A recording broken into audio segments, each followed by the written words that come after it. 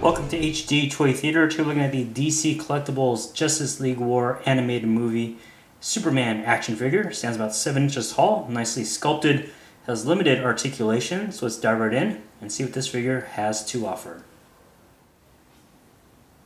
Taking a closer look at the figure, he is sporting his New 52 inspired costume and has a very animated look, very simplistic muscle scheme.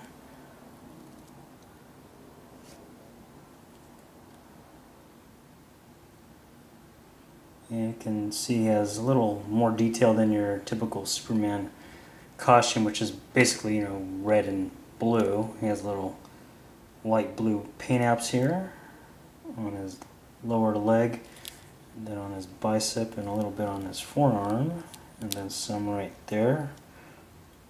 And they're actually glow-in-the-dark paint apps, so you can charge them up and see them in a dark room. Typical Superman S. A very animated head sculpt. Not a lot of fans of this head sculpt. I can see why. I kind of like it. It's just me. I like animated figures. The paint apps on this figure kind of sloppy. I wish they were a little bit cleaner.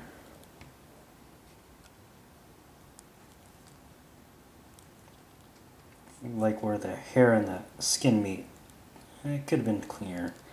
And the eyes are debatably kind of sloppy. This cape is made of a nice flexible material, so no worries about this being a problem. He has little paint apps there on his belt. It's not sculpted in, unfortunately. It's just painted on, as most of the elements on this figure. And no S on the back of his cape. For articulation, he has a ball-jointed head at the top of his neck, ball hinge arms. Swing out that much, rotate 360, bicep swivel. Ball hinge elbows, so you can bend and rotate there. There's an indication of a wrist cut, but it's so hard I don't even want to risk trying to rotate. I think it's gonna break off. I would not do it because the other figures don't have wrist articulation. Why would Superman? So why even? I'm not gonna try to rotate that. Ball hinge thighs. Decent range here, a little subtle swivel there. Single jointed knee, that much range, no ankle articulation, and that's Superman's articulation system. Final thoughts on this figure, definitely one I can't wholeheartedly recommend. The articulation system is definitely lacking. He definitely needs more points to be considered a well-rounded action figure.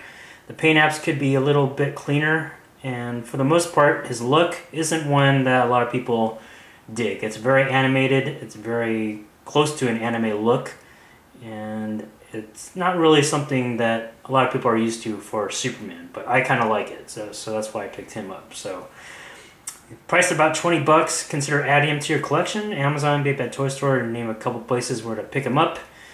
And I hope you guys enjoy the review. Hit like, dislike, and or comment. Check out my other videos. Subscribe if you haven't already. Check out HDToyTheater.com. And we'll see you next time.